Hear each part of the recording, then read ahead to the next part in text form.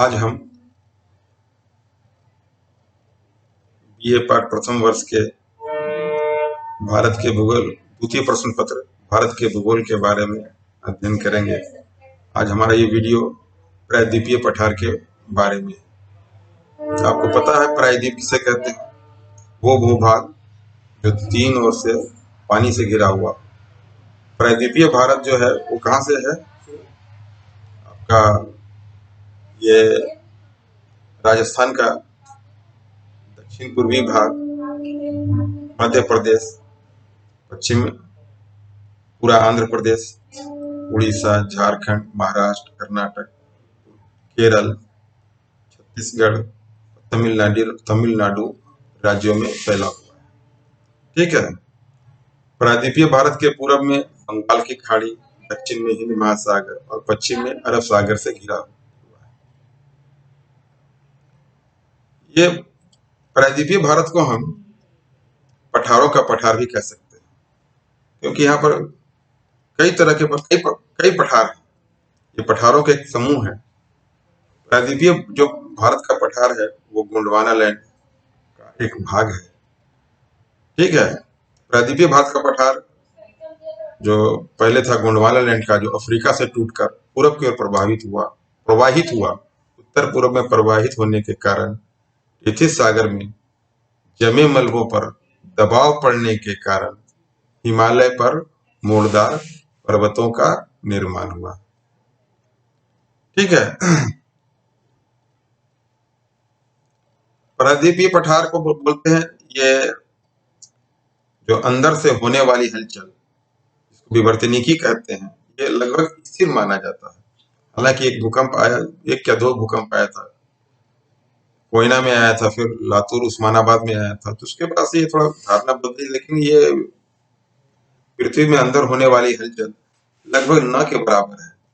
प्रायद्वीपीय भारत के उत्तर पश्चिमी सिरे पर अरावली है, अरावली पर्वत है। पूरब में राजमहल की पहाड़ियां से लेकर दक्षिण में यह कन्याकुमारी तक विस्तृत है। मेघालय का शिलोंग पठार प्रायद्वीपीय पठार का ही एक भाग है, जिसका उत्तर पूर्वी विस्तार है। शिलोंग पठार को बोलते हैं राजमहल पहाड़ियों का ही पूर्वी विस्तार है। राजमहल की पहाड़ियां, आपको ध्यान है, ये झारखंड में स्थित है। ठीक है। प्रायद्वीपीय पठार के उत्तरी हिस्से में ढाल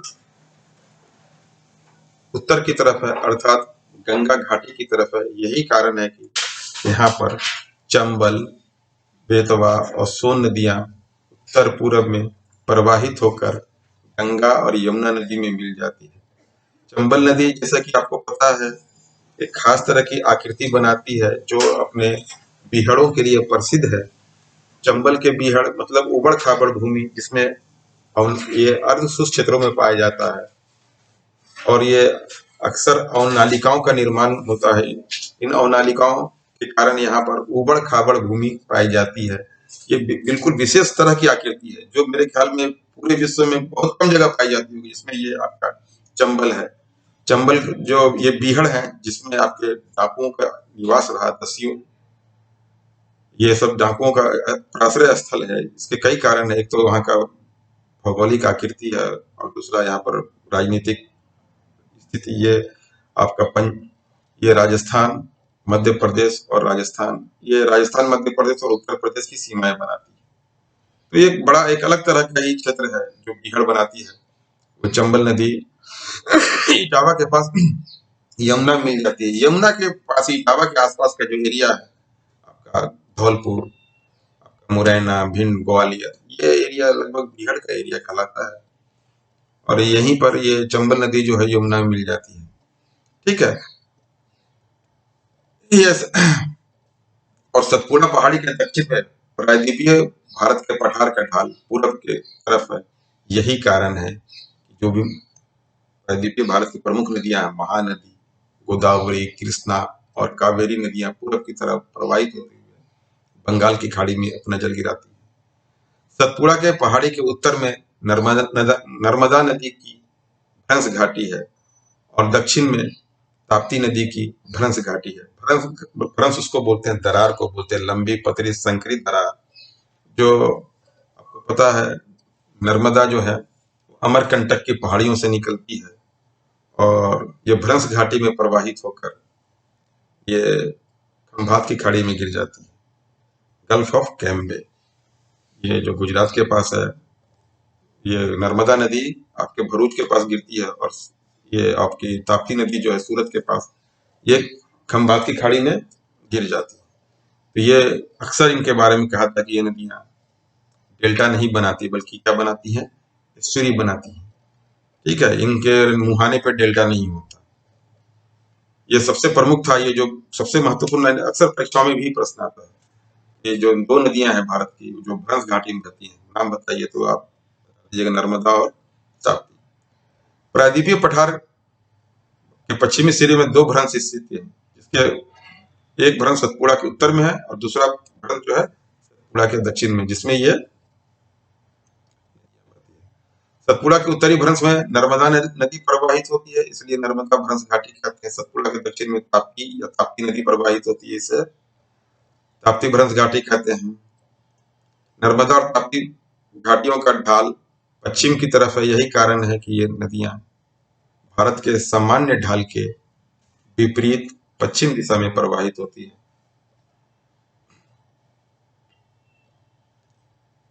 ताप्ती नदी के मुहाने से लेकर, ताप्ती नदी जो सतपुड़ा के दक्षिण में है, वहां से लेकर दक्षिण भारत के आप, ये दक्षिण भारत की जो पठारी क्षेत्र है, ठीक है, यहाँ पर एक नीलगिरी पर्वत कहलाता है। नीलगिरी पर्वत जो है वो एक तरह से एक गांठ का काम करता है, जिसमें आपके अन्नामलाई पहाड़ी और कार्डमम पहाड़ियां मिलती हैं आकर नीलगिरी पर। ठीक है, ये नीलगिरी जो है वो दक्षिण में, ये आपके पश्चिमी घाट पर्वत के पास स्थित है। ठीक है, प्रायद्वीपीय भारत के पठार का दक्षिणी भाग जो है कार्डमम हिल, कार्डमम इलायची हिल को भी बोलते हैं।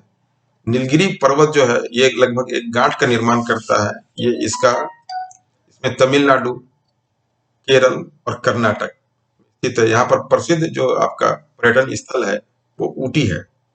ठीक है, और देखिए जो आपके प्रायद्वीपीय भारत का जो पश्चिमी भाग है, जिस पर हम बोलते हैं वेस्टर्न घाट या सह्याद्री घाट है। ठीक है, घाट इसलिए बोलते हैं, ये इधर जो मराठिया में, कोंकण में शायद ये घाट, यहाँ पर पर्वत श्रृंखलाएं हैं। ये लगातार एक कंटिन्यूअस श्रृंखला है जो आपके केवल 3 जगह ही ये छिन्न भिन्न हुआ है। एक तो थाल घाट, दूसरा है भोर घाट और तीसरा है आपका पाल घाट। ये 3 ही जो है, बाकी ये सह्याद्री जो वेस्टर्न घाट का है, ये काफी ऊंची श्रृंखला है और ये लगातार ये कंटिन्यूअस है, लेकिन केवल 3 जगहों पर। एक तो थाल घाट जो है बंबई से नासिक के बीच जो दर्रा बनाती, गैप जिसको बोलते हैं दर्रा, जो आपका प्राकृतिक पास है, जिससे हम इस पार से उस पार जा सकते हैं। और भोर घाट जो है बंबई और पुणे के बीच जो राजमार्ग बना हुआ है, इससे भोर घाट से होकर गुजरता है। पाल घाट गैप जो है वो केरल में है, लगभग 26 किलोमीटर लंबा गैप है, जहाँ पर ये पश्चिमी घाट थोड़ा सा विच्छिन्न हुआ है। ठीक है, तो पश्चिमी घाट की जो औसत जो ऊंचाई है वो लगभग कुछ किताबों में अलग अलग है, 1100, 1200, 900 से ऊपर माना जाता है। ठीक है, और जबकि पूर्वी घाट जो है, जो पश्चिमी घाट में जो इसका पश्चिमी भाग है, पश्चिमी घाट के पश्चिम भाग में ढाल तीव्र है। यहाँ पर नदियां, छोटी छोटी नदियां हैं, लेकिन जो काफी तीव्र गति से बहती है। कहाँ गिरती है? अरब सागर में गिरती है। ठीक है, और जबकि इसके दक्षिण में ये पश्चिमी घाट जो है एक बहुत महत्वपूर्ण बैरियर का भी काम करता है, जो अरब सागर से उठने वाली दक्षिण पश्चिम मानसून हवाओं को रोककर भारी बारिश कराता है। बंबई वगैरह में भारी बारिश होती है, जबकि उससे थोड़ा ही से दूर है, लगभग 150 किलोमीटर दूर जो है पुणे, यहाँ पर बारिश कम होती है। ये वृष्टि छाया क्षेत्र में पड़ता है।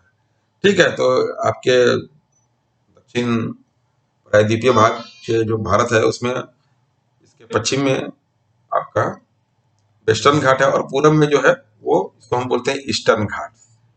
घाट्स मतलब यहाँ पे वो नहीं है, घाट्स मतलब एक तो होंगी या पहाड़ियों की श्रृंखला है लगातार, और उसके बाद से एकदम से आपका समुद्र शुरू हो जाता है, इसलिए इसको घाट बोलते हैं। ठीक है, ये इतना कंटिन्यूअस नहीं है, जहाँ पे ये बिल्कुल इसकी ऊंचाई भी कम है, 600 के आसपास है, 600 मीटर के आसपास है। ठीक है, तो यहाँ पर ऊंचाई कम है इसकी, और ये यहाँ पर मैदान जो है ये काफी विस्तृत है। यहाँ पर बड़ी बड़ी नदियों का डेल्टा, जिसमें कृष्णा, गोदावरी, गोदावरी, कावेरी का डेल्टा चित्र है, ये काफी उपजाऊ चित्र है। ठीक है, तो सबसे पहले हम अध्ययन करेंगे अरावली पर्वत श्रृंखला के बारे में। दक्षिण भारत के जो प्रायद्वीपीय भारत में अध्ययन कर रहे हैं, तो सबसे पहले हम अरावली पर्वत, प्रायद्वीपीय भारत के पठार के उत्तर पश्चिम सिरे में अरावली पर्वत स्थित है। अरावली पर्वत गुजरात के पालनपुर से शुरू होकर दिल्ली में मजनू टीला के पास तक विस्तृत है। इसकी कुल लंबाई लगभग 800 किलोमीटर है। अरावली पर्वत की अधिकतम लंबाई राजस्थान राज्य में है। अरावली पर्वत का दक्षिण भाग जरगा के पहाड़ियों के नाम से भी जाना जाता है। दिल्ली के पास अरावली पर्वत की ऊंचाई काफी कम हो जाती है, जिसके दिल्ली ब्रिज के नाम से भी जाना जाता है। अरावली पर्वत आपको पता है कि सबसे पुराना वलित पर्वत है, और अब ये काफी अवशिष्ट पर्वत का उदाहरण है। रेजिडुअल माउंटेन के बारे में कहा जाता है कि अब ये अवशिष्ट पर्वत के रूप धारण कर लिया, क्योंकि समय के साथ अपरदन चक्र के कारण इसमें बहुत सारी अपरदनात्मक क्रियाएं हुई। तो इससे क्या हुआ, ये काफी अब छिन्न भिन्न हो चुका है, ये अब लगातार श्रृंखला में नहीं है। प्रोफेसर वाडिया ने तो एक बार कहा था कि ये प्राचीन जो भारत का वो है, पहलेजोइक काल में इसमें उत्थान हुआ था, उसके बाद से इसमें उत्थान खत्म हुआ, और धीरे धीरे समय के साथ जो ये भी छिन्न भिन्न हो गया। अरावली पर्वत की, जैसे कि पता है आपको, सबसे ऊंची चोटी माउंट आबू में गुरु शिखर है, जिसकी ऊंचाई लगभग 1722 मीटर है। जैन धर्म के प्रसिद्ध तीर्थ स्थल देलवाड़ा माउंट आबू में स्थित है। इसको बोला जाता है सबसे प्राचीन वलित पर्वत है। बनास नदी अरावली के पश्चिम से पूरब दिशा में पार करते हुए चंबल नदी में मिल जाती है, जिसको हम ये राजस्थान की सबसे लंबी नदी में से माना जाता है। इसके बाद मालवा का पठार स्थित है। मालवा का पठार जो आपके मध्य प्रदेश में स्थित है, ठीक है, जिसमें आपके वो है मालवा पर पठार में जो क्षेत्र विस्तार है वो देवास है, धार है, रतलाम है, मंदसौर है, नीमच है, ये राजस्थान में, ये आपका झालावाड़ के आसपास एरिया है।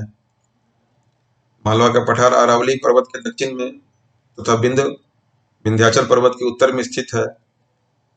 ठीक है, मालवा पठार का ढाल उत्तर की तरफ है। यही कारण है कि जो है चंबल, बेतवा, काली, सिंध नदियां उत्तर दिशा में प्रवाहित होती है। मालवा पठार का निर्माण ज्वालामुखी से निकले लावा से हुआ है, जिसके कारण मालवा पठार पर काली मिट्टी पाई जाती है। ये कृषि के लिए बहुत ही उपयोगी मानी जाती है, और बड़े व्यापक पैमाने पर यहाँ कृषि कार्य किया जाता है। मालवा पठार के चंबल और उसकी सहायक नदियों ने इस पठार को अपरदित किया है, जिसके कारण यहाँ पर घाटी नुमा आकृति पाई जाती है। चंबल और उसकी सहायक नदियों ने मालवा पठार को अपरदित करके बीहड़ खड के रूप में परिवर्तित कर दिया है। ऐसे अपरदन को हम बोलते हैं अवनालिका अपरदन, खड अपरदन या नाली अपरदन भी कहा जाता है। और अगले वीडियो में हम इसके मतलब और पठारों के बारे, दक्षिण प्रायद्वीपीय पठार के और पठारों के बारे में अध्ययन करेंगे।